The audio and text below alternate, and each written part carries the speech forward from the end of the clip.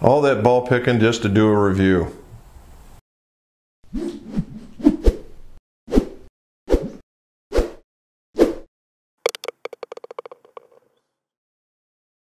Welcome back to the Mick Golf Shop, and we are going to do a review on the Wilson C300 driver.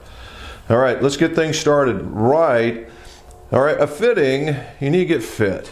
You know, getting fit will, make you enjoy the game. Again, save you some dollars and save you some anguish by having the right equipment underneath of you. I was just asked today in one of my mini fittings that I did, it's the chicken or the egg, swing or the equipment, all right? And then when do you want to get your fitting? When you are a beginning golfer or somebody who is trying to improve, that is when the fitting can do you the most good because there is the most to gain, all right? They say, oh, I want to have my swing groove, that way I know I can get it. Well, if you have your swing groove with the wrong equipment and all of a sudden you get the right equipment, now you got to re-groove. Think about that. So you got to re-groove. Now, if you don't have a groove, and fittings are a lot made by, height, body type, swing speed, releases, that kind of stuff, and the quality fitter will know where you are in your game, where you want to get in your game, and what kind of equipment should marry up to make that happen. So that's what you want to do. All right. So if you're that guy that's trying to break 90, that guy trying to break 80, you will most likely get more out of a fitting. When you're a guy that can't break 90, it is different than a guy that can't break 80, and it's different than a guy that shoots par. Totally different stuff. Totally different lingo. All right. So get fit. I'm off my soapbox. Let's do this review.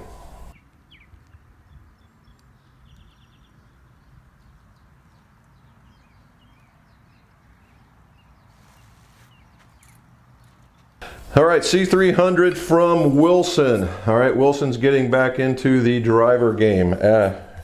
We will not talk about the other one. If you want to see what I talked about, you can look up here and I will show you that one. All right, so what does the manufacturer say, right? This is about fitting and from a club maker's point of view.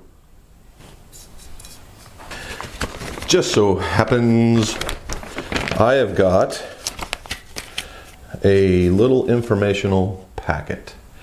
All right, the little informational packet opens up and it's got all kinds of information in it. So what does it say that the driver is? The C300 driver is 45.5 inches in length.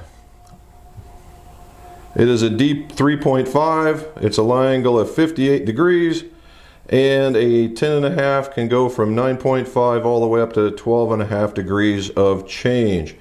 And that one comes in left and right-handed. That's the reason why I talked about it, because I'm left-handed. All right, so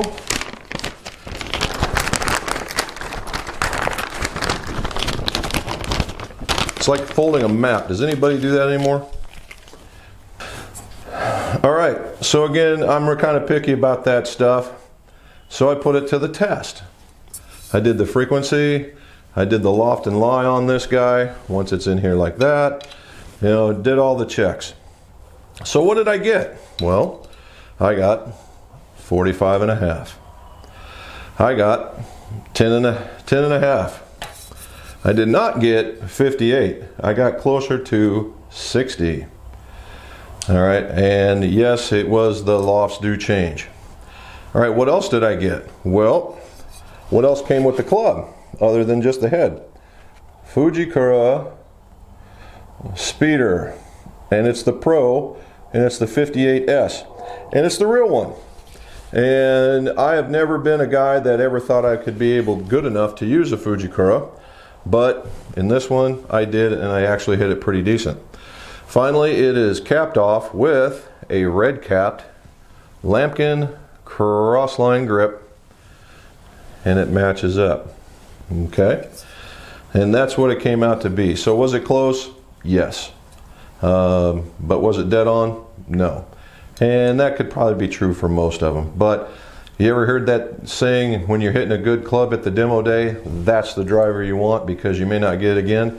That's true.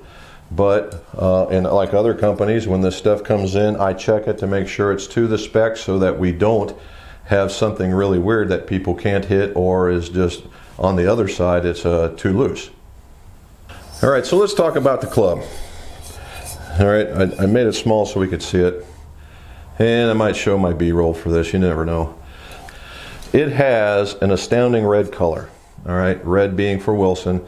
It is a matte finish, almost marbly like. It's not like a solid red. It's got this kind of fade to color on it. It also has power holes. All right, it's got 2 on the top and it's got 2 on the bottom. And what are power holes? The power holes are basically part of the construction to allow the face to flex.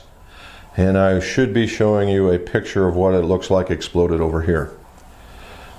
Let's try that right over here. That's right. All right, what you also see is that it has 3 weight ports in it. Now you would think, okay, we got some adjustment here, except for the fact that they come in 2 2s and 1 6 gram.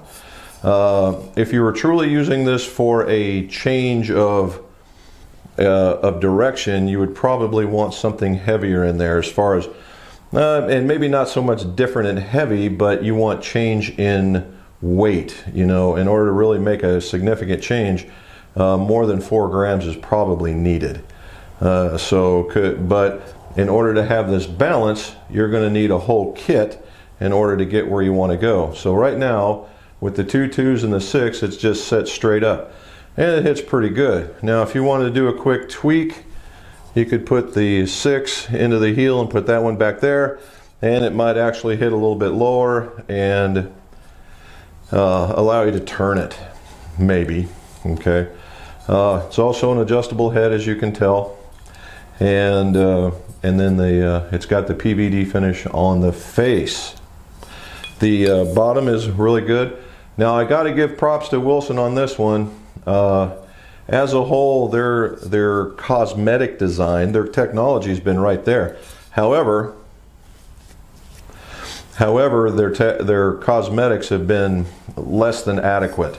Now, that's pretty damn sharp. Okay, I'd rate that amongst some of the best. All right, so we did some testing. This part of the review is powered by the FlightScope X3. So you have radar-driven data when we talk about what we did, and we are going to go and I'm going to show you what we did on that, and we should be going there now.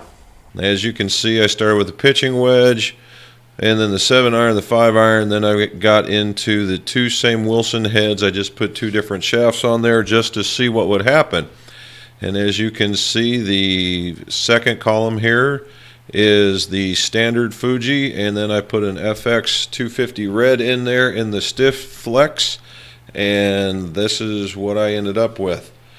As you can tell, I was swinging just a tiny bit slower, but because the smash factor was 0.04 bigger, then we saw a bit of improvement to the point of 3 yards of carry and 5 yards of total roll. On the average, we're both basically about down the middle and making just slightly less RPMs. I wouldn't get too excited about that. Again, using the Wilson range balls, I'm about 800 to 1200 lower, so we'll stick with 800 being conservative, and that puts me right around 200, 300, so about 2500. So that's a pretty good number for getting out there. Vertical launch, not too bad. Not, everything from side to side, just a little bit side to side. Coming out of the air, pretty decent, and classified as a fade. The one bit here is that I had an upward angle of attack, which I rarely do. So the FX red, you can see that.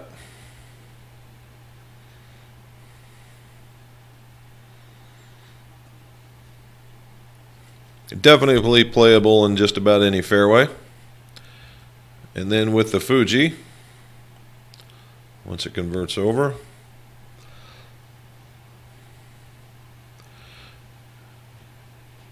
See how it comes out of the air just a little bit taller, but it fell out of the sky a little bit deeper. Right there.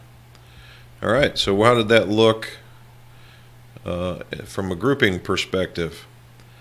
The pink is the standard, the yellow is with the FX, landing in about the same area, just a little bit further.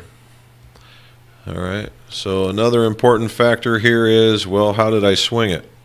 Well, pretty, not professional level, but pretty tight. Same thing with the red. It's not nearly as tight, but pretty good arcs. Now the important part here is the acceleration profile in my perspective. If you look here, for the most part, I'm getting it straightened out. Just a few load and unloads, but not a big deal. But for the most part, I'm getting through the ball, and that's probably the reason why I went further. Now if you look at the Fuji, a load and unload, and then a load and unload again. Now that's not necessarily too bad because it's going through, we're accelerating through, but it's one of those, I prefer the straight line models. Ball trajectory, if you can see this, hopefully you can. That came out of the air pretty good with the Fuji. Came out of the air a little bit better with the Acura. Again, if we viewed all results, 251, 270 for the carry in total with the standard club, 254, 275. Same head, different shaft. About the same dispersion, or at least lateral in degrees. I was about a little more than a mile per hour slower, but because of the smash factor being better numbers all the way across.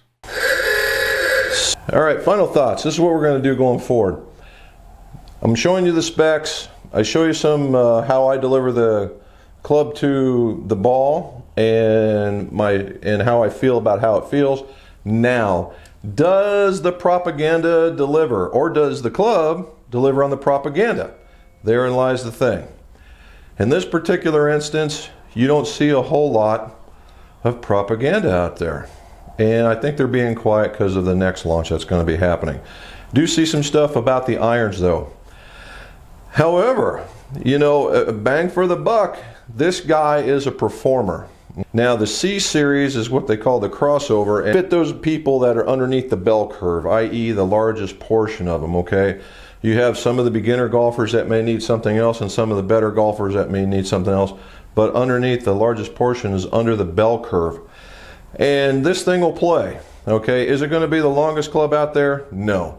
You can go to all these other websites that do the testing and you'll find out that no, it's not the longest one. But if you take really close caption of that, the difference in the distances are yards as in 3 or 4 or even 5. All right, so in the era of an affordable driver, this thing is going to be top notch. If they divided it in cost, this thing would probably be tops in its category.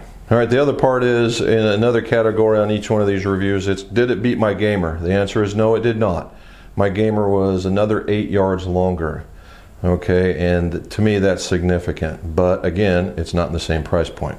All right, so who would I recommend this to? Again, I told you it was for most of the golfers underneath that bell curve.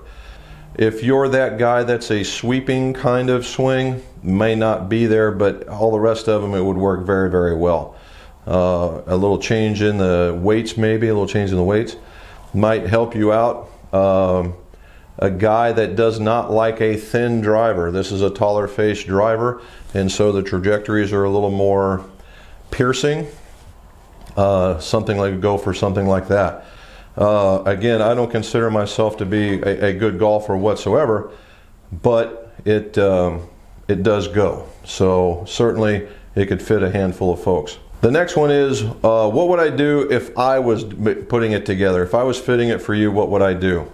Well, number one, I'd make it 44.5 inches or maybe even 45. 45.5 just doesn't work for me in most of my fittings. And with that, I would like to have another set of weights so I could make it a slightly heavier to correct for the length I just took off the club. Outside of that, this thing's a healthy driver. And I can't keep saying that more and more enough. only because Wilson's not been known for this. Okay, they've been known for some very excellent irons, and they're excellent. The driver's been so-so. This thing is a logarithmic leap into the industry of a better performer. It probably just won't be seen because of the marketing that has not really been pushing that particular club, but this thing does work. It is solid, it feels great, it's not very noisy, and it gets the job done. That's the thing, it gets the job done. So what would I do different to this club? Well, I'd probably put in a different shaft, and it could be any one because it's one that fits you. Okay, that one did not quite fit me, and as you saw back when we were looking at the flight scope, I put in an Acra shaft, and all of a sudden the club came alive. Got really close to my gamer, still hadn't beat it, but it was a really good shaft for me for that club. And once you get fit and you get in there, all of a sudden you could have a powerful tool in your bag. So get fit, take a shot at it, see what you like, especially if you like red, and just see what happens. All right, so that's their review for the Wilson C300 driver. Again, I can't emphasize enough, go get fit so that you get to maximize your performance, your purchase, and your sanity. And if you liked it, like it down below, please, and subscribe so you can see more reviews forthcoming. And like always, let's see your scores go low.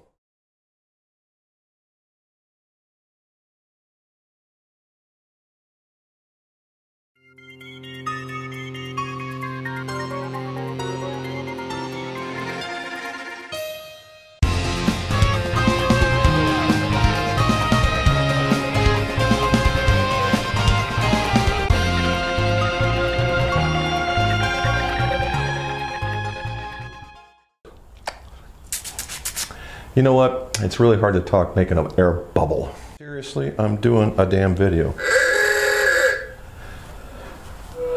So I can't get her to dee, but I can get her to FaceTime me. Can you believe that? No. There you guys are. You're on the camera now. See? That's you on the camera. You're on the camera now. You're going to be an outtake for this review. Ah ha ha ha.